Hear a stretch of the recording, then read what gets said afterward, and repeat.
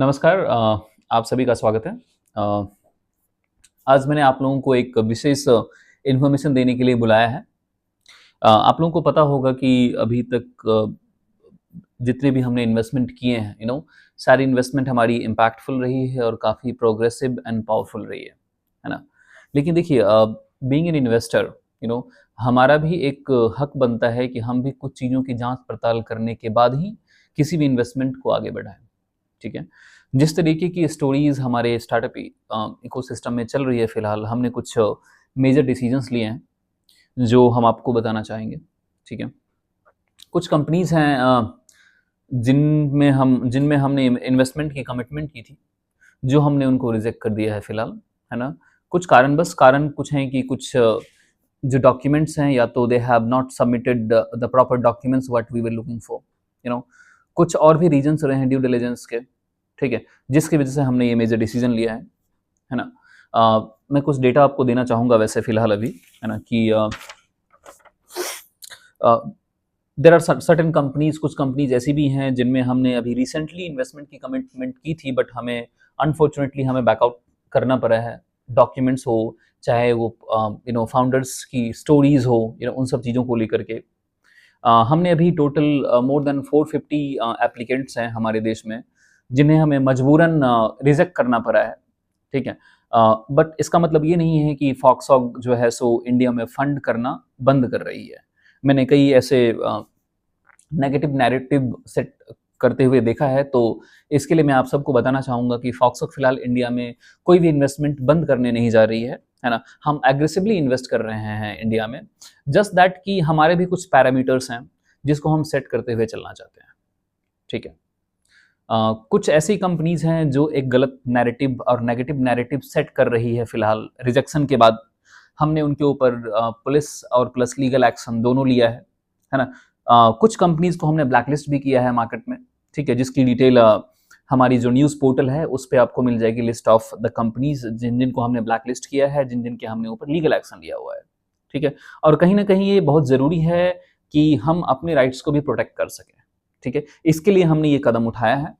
इसके साथ साथ कुछ ऐसे भी फंडिंग एप्लीकेशन हैं जिसको हमने होल्ड पे डाला है। हमने अभी उनको रिजेक्ट नहीं किया है बिकॉज ऑफ यूएस टैरिफ के कारण हमें कुछ कदम हमें अभी उठाने पड़े हैं मजबूरन। तो उसके लिए ऐसा नहीं है कि हम उसको रिज्यूम नहीं करेंगे फिलहाल, हम उसको रिज्यूम भी करेंगे, जस्ट दैट कि हम waiting for certain government rules and regulations, जिसकी वजह से हमने उसको होल्ड किया है।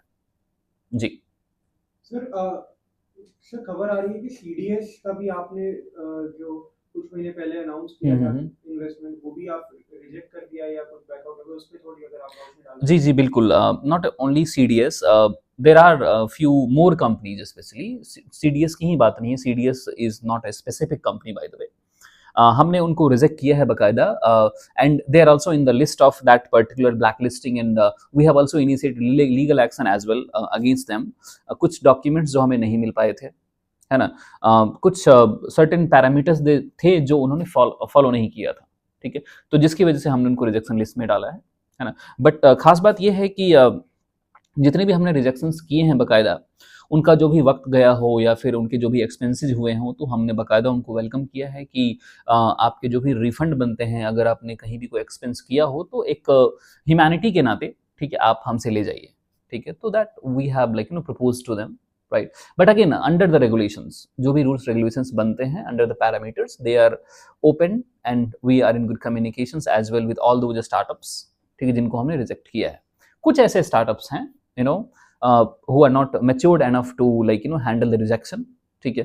तो हमने उनके खिलाफ लीगल एक्शन भी लिया है।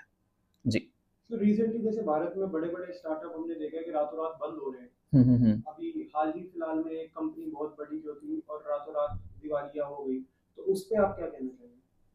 देखिए, ये ना ये जो फेल्योर है ना, ये जो फेल जो हम हुए हैं, मुझे लगता है कि ना इन्वेस्टर फेल हुआ है यहाँ पे, कंपनी फेल नहीं हुई है। वो स्टार्टअप फेल नहीं हुई, वो तो प्रॉफिट में है। हमारी जो फेल्योर है यहाँ पे है कि हम क्यों नहीं उसको ढंग से जज कर पाए। ठीक है। Investors would have impart with good due diligence process. हमें अच्छे तरीके से ड्यू डिलिजेंस करना चाहिए किसी भी इन्वेस्टमेंट को फिलहाल एक्सिक्यूट करने से पहले। ठीक है। तो कहीं ना कहीं वो हमारी हम इन्वेस्टर जो हमारी जो कम्युनिटी है उसकी गलती रही है। इससे हमने भी काफ़ी सीख लिया है और मुझे लगता है कि शायद वही सीख हमें यहाँ तक पहुँचाई है कि हमने कुछ एप्लीकेशंस को रिजेक्ट किया है जब हमने एक प्रॉपर ड्यू डिलिजेंस दोबारा से इनिशिएट किया उन सारी कंपनीज़ के ऊपर भी जिनमें हमने या तो इन्वेस्ट किया हुआ है, जिनकी एप्लीकेशंस लगी हुई है या फिर जिनको हम इन्वेस्टमेंट करने वाले हैं, ठीक है। तो ऑफ कोर्स देखिए वही वाली बात लेकिन हूँ कि मतलब जब ठोकर लगती है तो इंसान बढ़ता है, तो this is what we have learned. जी। सर अगर कोई नया स्टार्टअप है और वो इन्वेस्टमेंट ढूंढ रहा है तो क्या उसको सबसे पहले ध्यान रखना चाहिए? फॉक्सऑफ जैसी कंपनी से अगर इन्वेस्टमेंट चाहिए तो क्या उसको पैरामीटर्स होते हैं? देखिए पैरामीटर तो कैसे सबसे आप ऑडिट कैसे करते हैं? देखिए पैरामीटर तो सबसे बड़ी बात यह है लेकिन कि यार इन्वेस्टर के साथ कम से कम ट्रांसपेरेंट रहो, ठीक है। प्रॉफिट में है तो बताओ, अगर लॉस में है तो लॉस बताओ ना मुझे, ठीक है। You are coming to the investor just to ask the money, पैसा चाहिए आपको तो पैसा आपको लेना है तो झूठ बोल के मत लो। This is a very straightforward and like I am a very blunt person, तो मैं सीधा बोलता हूँ कि भाई पैसे चाहिए, सीधा बता। लॉस में है, लॉस एंड प्रॉफिट ये मैटर नहीं करता, मैटर ये करता है कि आपने अपना कितना पैसा लगा करके कितना हाथ जलाया है, ठीक है। कम से कम एक्सपीरियंस तो पता चले, तो मुझे लगता है transparency can be a better answer to the investors जो हर एक कंपनीज को रखना चाहिए। जी। उसके बारे में क्या कहते हैं?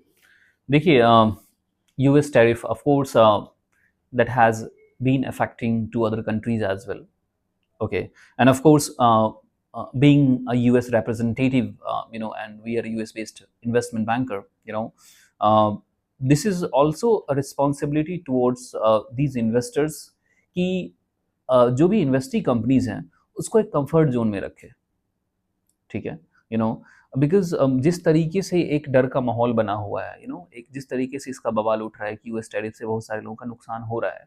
देखिए नुकसान होना इज़ फाइन, ऑफ कोर्स देखिए बहुत सारे लोगों से इफेक्ट हो रहे हैं, बट कहीं ना कहीं हमारा ऐसा कोई मोटो नहीं है लेकिन कि हम किसी भी कंट्री या किसी भी इनफैक्ट इंडिया किसी भी सेलर को हम नुकसान पहुंचाए, किसी भी हमारा देखिए सीधा सा मकसद है लेकिन कि मतलब जो US प्रोडक्ट्स हैं उसका ढंग से इस्तेमाल किया जाए, है ना, और इन हाउस प्रोडक्ट पे हम ज़्यादा बल दें, ठीक है।